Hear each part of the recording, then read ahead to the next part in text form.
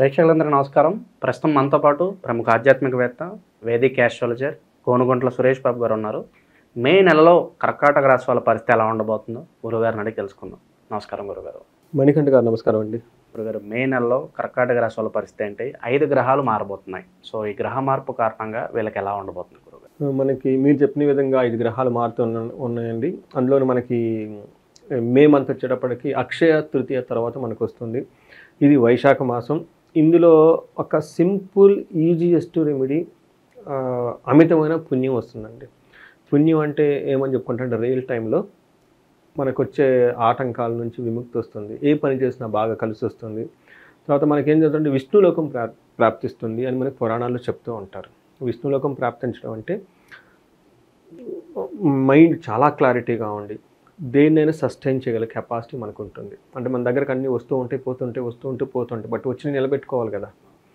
ఒక సృష్టి స్థితి లయ అంటారు. అంటే మన దగ్గరకు వచ్చినాయి, మన దగ్గరకు మంచి విషయాలను పట్టుకోగల ఒక కెపాసిటీ, సామర్థ్యం మనకు పెరిగిపోతుందండి. అయితే ఒక చిన్న పని అనమాట. ఏంటి అంటే ఈయనకి మనకి ఏం చెప్తారంటే ఉదక దానం అని మనకు సంస్కృతంలో చెప్తూ ఉంటారు. ఉదకం అంటే నీళ్లు, మంచినీళ్ళు ఇవ్వటం. మంచినీళ్ళు దప్పికగా ఉన్న వాళ్ళు కనుక మనం మంచినీళ్ళు ఇవ్వగలిగితే ఈ మాసంలో అత్యంత పుణ్యం. ఎవరికి, మనుషులకి, పెట్టలకి, పక్షులకి, ఎవరికైనా సరే ఎలా ఇవ్వాలి, దాన్ని రకరకాలుగా ఇవ్వచ్చు. మనకేమిటంటే రాగి పాత్రలో, ఓకే, ఆ పాత్రతో సహితంగా గనక మనకు కామన్ లాంగ్వేజ్లో చెప్పుకుంటే చెంబు దానికి పసుపు కుంకుమ పెట్టి కొంచెం పచ్చకర్పూరం కానీ ఒక యాలుక్ కానీ లేదంటే ఒక చిన్న తేనేసి ఆ నీటిని కనుక వేరే వాళ్ళకి చల్లగా వేరే వాళ్ళకి ఆ పాత్రతో కనుక సద్బ్రాహ్మణులకి ఉత్తములకి కనుక దానం కనుక చేస్తే, బాగా తెలిసిన వాళ్ళకి, గురువులకి, వీళ్ళకి బాగా తెలిసిన వాళ్ళకి ఇస్తే, ఆ చెంబుతో సహా కనుక దానం కనుక మనం చేయగలిగితే, ఆ పాత్ర సహా మనం దానం చేయగలిగితే అమితమైన పుణ్యం అని మనకు గ్రంథాల్లో వివరించారండి. అయితే అలా నిజంగా చేయించుకోగలిగితే మనకి వేద బ్రాహ్మణులను కానీ బ్రాహ్మణులను ఇంటికి పిలిపించుకొని ఈ పూజ చేస్తూ వాళ్ళ చేత కనుక అలా దానం చేయించుకోగలిగితే the best of best remedy అండి. Simple and powerful remedy. Last year మేము 21 ఇలాంటి చెంబుల్ని, పాత్రల్ని దానం చేయించామండి ఒకళ్ళకి. వాళ్ళు దాదాపు ఈ సంవత్సరం అంతా వాళ్ళు ఏదో ఒక మంచి న్యూస్ చెప్తూనే ఉన్నారండి. ఒక సుమారు 5 కోట్లు పెట్టి ఒక విల్లా కొనుక్కున్నారు. తర్వాత క్లయింట్, తర్వాత వాళ్ళ పాపకి అమెరికాలో మంచి ఒక సీట్ వచ్చేసింది, మంచి యూనివర్సిటీలో వచ్చింది, అది కూడాను. ఇలా మంచి హ్యాపీ న్యూస్లు చాలా చెప్పారనమాట. వాళ్ళ బంధువులకు కూడాను ఉన్నవాళ్ళు రావటం, వీళ్ళకి హెల్ప్ చేయటం, మనస్పర్ధలన్నీ పోవటము, ఇలా చాలా మంచి హ్యాపీ న్యూస్లన్నీ వాళ్ళు చెప్పారండి. నిజంగా చేసుకోగలిగితే చాలా మంచిదండి. అది చెయ్యని వాళ్ళు అట్లీస్ట్ వాళ్ళ ఓన్గా వాళ్ళ స్టైల్లో వాళ్ళ తగిన విధంగా మంచినీళ్ళు కనుక దానం చేస్తే పుణ్యము. మనం ఇప్పుడు అల్ట్రా మోడర్న్లో ఉన్నాం కాబట్టి చలివేంద్రాలు, కొండలు అవి పెడితే జనాలు తాగరు. అది ఓల్డ్ ప్రాక్టీస్ అయిపోయింది కాబట్టి ఆర్ఓ వాటర్, మినరల్ వాటర్ ఇవి వచ్చేసినాయి, అంతా కంటామినేషన్. కాబట్టి మనకి వాటర్ బాటిల్స్ దొరుకుతాయి కాబట్టి చక్కగా ఒక కార్లోనో బైక్లోనో పెట్టుకొని ఒక 10, 20 అలా ఇచ్చుకుంటూ వెళ్ళిపోయారు అనుకోండి. కోడల్లో ఉన్నప్పుడు ట్రాఫిక్ సిగ్నల్ దగ్గర నిజంగా దాహమైన వాళ్ళకి కనుక అందించగలిగితే అది అమితమైన పుణ్యం అండి. ఈజీ, ఎక్కువగా డబ్బులు ఖర్చు కాకుండా మంచి పుణ్యం అయినా చేసే ప్రక్రియ ఇది మనం చేయాలని చెప్పేసి ఈ కర్కాటక రాశి వాళ్ళని ఎక్కువగా నేను కోరుకుంటున్నాను. వీళ్ళు కొంచెం మిక్స్డ్గా రిజల్ట్ ఉన్నాయండి ఈ సంవత్సరం అంతా. బట్ ఒక హ్యాపీ న్యూస్ ఏంటంటే అష్టమశి నుంచి బయటపడిపోయారు. కానీ కొన్ని ఛాలెంజెస్ ఉన్నాయి వీళ్ళకి ఫైనాన్షియల్గా. ఇవన్నీ అధిగమించడానికి ఇలాంటి కనుక చేస్తే చాలా మంచిది. ఎక్కడైతే మానవ సేవ ఉంటుందో మాధవ సేవ చేసే వాళ్ళకి లక్ష్మీదేవి కృప ఈజీగా అందుతుంది. ఎందుకంటే విష్ణుమూర్తి పాదాల చెంతే అమ్మవారు కూర్చొని ఉంటారు, మిగతా ఎక్కడి చోట్ల వచ్చి వెళ్తూ ఉంటారు అనమాట. అందుకని ఇలాంటి పనులు చేసే వాళ్ళకి అమ్మవారి యొక్క కృప కూడా చాలా ఈజీగా వాళ్ళు కలిగి ధనంకి సంబంధించిన ప్రాబ్లమ్స్ ఏమైనా ఉంటే పోతాయండి. ఈజీ బెస్ట్ రెమెడీ అండి. అదే హోమాలు, యజ్ఞాలు అవి చేయించుకుంటే ఉత్తమం, ఓకే. బట్ అంత దానికంటే ఇది సింపుల్గా ఈజీగా ఉండేది. రైట్ టైం ఒక చిన్న పని చేస్తే బాగుంటుంది. మనకి డీటెయిల్స్ కర్కాటక రాశి వాళ్ళకి కనుక మనం చూస్తే గ్రహాలు ఎక్కువ చేంజెస్ మనకి పూర్ణిమ రోజు జరుగుతూ ఉన్నాయండి. మనకి ఈ పూర్ణిమ వచ్చేటప్పటికి బుద్ధ పూర్ణిమ. ఇది కూడాను విశేషంగా కలిగిన గురువులకి కనుక, టీచర్లకి, వాళ్ళకి చదువు చెప్పిన వాళ్ళకి ఏదైనా కనుక ఒక వస్తువుని కానీ, బట్టలు పెట్టడం కానీ, స్వీట్లు ఇవ్వటం కానీ, చెప్పులు ఇవ్వటం కానీ, ఇలాంటి పనులు పెట్టి వాళ్ళ యొక్క ఆశీర్వాదం తీసుకుంటే గురువుల ద్వారా సంపాదన వస్తుందండి. గురువుల ద్వారా పిల్లలు కూడా వస్తారండి. గురువుల యొక్క ఆశీర్వాదం వల్ల, గురువుల వల్లే మనకి అమితమైన జ్ఞానం వచ్చి, జ్ఞానం ఎప్పుడైతే ఉంటుందో అజ్ఞానం తొలగిపోతారు, ముక్తి వస్తుందని మనకి భగవద్గీతలోనే చెప్పారు. అందుకని ఇలాంటి కనుక ఆ టైంలో కనుక చేస్తే చాలా బాగుంటుంది. ఎవరికైతే గురు పరంపర ఉంటుందో వాళ్ళ గురువులను తలుచుకోవటం, గురు పూజ చేయటం, గురుపాదుక స్తోత్రం ఉంటుంది. దాని గురించి మనం సపరేట్గా ఒక వీడియో చేద్దామండి. బట్ ఇప్పుడు సిచ్యువేషన్ అనే సందర్భంగా మనకి కర్కాటక రాశి వాళ్ళకి మంత్ మిక్స్డ్గా ఉంటుంది. అంటే ఒక 60-70% బాగుంది, ఒక 30% ఛాలెంజింగ్గా ఉంటుంది. అదేంటో చూద్దాం. మనకి పుష్యమి నక్షత్రం ఇందులో 4వ పాదం, పునర్వసు 4వ పాదం, పుష్యమి 1, 2, 3, 4 పాదాలు, ఆశ్లేష 1, 2, 3, 4 పాదాలు అంతా కర్కాటక రాశిలో ఉంటాయి. తర్వాత వీళ్ళకి సూర్యుని యొక్క సంచారము వృషభంలో, బుధుని సంచారం మేషరాశిలో, తర్వాత శుక్రుడు ఇంకా వాళ్ళకి మీనరాశిలోనే ఉన్నారు, కుజుడు వచ్చేటప్పటికి కర్కాటక రాశిలో ఉన్నారనమాట. ఈ యొక్క గ్రహస్థితిని బట్టి మనం కనుక చూసుకుంటే వీళ్ళకి ఎలా ఉంటుందంటే, వీళ్ళకి సూర్యుడి వల్ల విత్త లాభం, ధనలాభం బాగుంటుంది. తర్వాత శత్రుపీడ కొంచెం వీళ్ళకి కుజుని వల్ల శత్రుపీడ ఎక్కువగా ఉండే అవకాశం ఎక్కువగా ఉంది. ఓవరాల్గా హ్యాపీనెస్, కంఫర్టబుల్గా ఉంటారు. అయితే వీళ్ళకి స్త్రీల ద్వారా లేదంటే పురుషుల ద్వారా వచ్చే ఒక హ్యాపీనెస్, సపోర్టు రాకుండా కొంతకాలం ఆగిపోయే అవకాశం ఎక్కువగా ఉంది. ఇది కొంచెం గమనించుకోవాలి.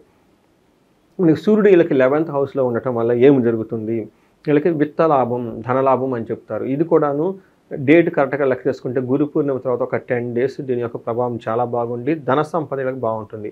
మనకు మహర్షులు ఏం చెప్తారంటే, అర్ధచ్చ స్వకులాచార గృహే నిత్యోత్సవం శుభం నిత్యమాధుర్య భుక్తిచ్చ లాభే చైకాదశే రవే. లాభం ఉంటుందంటే ఏకాదశంలో గనక ఉంటాయి. ఎందులో అర్థం ధనం ప్రకారం బాగుంటుంది, చక్కగా వాళ్ళ ఫ్యామిలీ ట్రెడిషన్స్, వాళ్ళ ఫాదర్ నుంచి వచ్చిన విధానాలను చక్కగా ఫాలో అవుతూ హ్యాపీగా ఉంటారు. గృహే ఇంట్లో నిత్యోత్సవం శుభం, శుభకార్యాలు జరుగుతూ ఉత్సాహంగా ఉంటుంది. నిత్యం మాధుర్య భుక్తిచ్చ. వీళ్ళకి కర్కాటక రాశి వాళ్ళకి చాలా రోజుల తర్వాత ఒక మంచి అర్ధాసం శని వెళ్ళిపోయిన తర్వాత ఒక హ్యాపీ మూమెంట్స్ అయితే సూర్యుడి ద్వారా వస్తూ ఉన్నాయండి. May 15 తర్వాత చాలా అద్భుతం. ఈ కన్ఫ్యూజన్ కూడా పోవడానికి ఇందాక మనం చెప్పుకున్న remedies, easiest remedies and powerful remedies అవి చేస్తే బాగుంటుందండి. అయితే వీళ్ళకి హయ్యర్ లెవెల్ ఆఫ్ స్ట్రాటజీలు ఫ్రేమ్ చేయాలన్నా, పెద్ద పెద్ద పనులు చేయాలన్నా అట్లాంటి విషయాల్లో కొంచెం కన్ఫ్యూజన్ అయ్యే అవకాశం ఎక్కువగా ఉంటుంది ఈ రాశి వాళ్ళకి. అయితే కుజుడు వీళ్ళకి మిక్స్డ్ రిజల్ట్ ఇస్తున్నారండి. మిక్స్డ్ కాదు, ఒక రకంగా అంత అనుకూలంగా లేరని మనం చెప్పుకోవాలి. ఎందుకంటే వీళ్ళకి జన్మ రాశిలోనే కుజుడు ఉన్నాడు అనమాట. జన్మరాశిలో కుజుడు ఉండటం వల్ల ఏమవుతుందంటే కత్తుల వల్ల గాయాలు, బంధుమిత్రులతో గొడవ, యక్షరాక్షస పీడలు, ఏమీ తెలియదు కానీ హెల్త్ కాంప్లికేషన్స్ ఉండటం, ఏదో ఒక పీడించబడినట్టు మనసులో దిగులు పడి ఉండే అవకాశం ఎక్కువగా ఉంటుంది. క్రూర బుద్ధి, బంధువులపై చికాకులు ఇవన్నీ జరుగుతూ ఉంటుంది. అంతేకాకుండా దేశాంతరాల్లో ఉండటం, పనులు జరగకుండా ఆగిపోవటం, అప్పులు ఏమైనా ఉంటే వాటి వల్ల ఇబ్బంది పడైపోయి ఫైనాన్షియల్గా క్రైసిస్ ఉండే అవకాశం ఎక్కువగా ఉంది. నాకు తెలిసిన వాళ్ళు ఈ రాశి వాళ్ళు ఇంకా చాలామంది ఫోన్ చేస్తూ ఉంటారు రకరకాల, ఎందుకంటే అష్టమ శని పడిన బాధలు, అక్కడ డైవర్స్లు కానివ్వండి, లేదంటే కోర్టు తగాదాలు, మోసగింపు పట్టడం, వాటి యొక్క బాగా నలిగిపోయి ఉండి ఇప్పుడు కొంచెం ఉపశమనం, బట్ స్టిల్ నాకు కాల్స్ వస్తూ ఉన్నాయండి. కొంతమంది ఫైనాన్షియల్గా బాగా ఇబ్బంది పడుతూ ఉన్నారండి వీళ్ళకి. సో అందుకే ఈ ఉదకదానం కనుక చేస్తే చాలా బాగుంటుంది.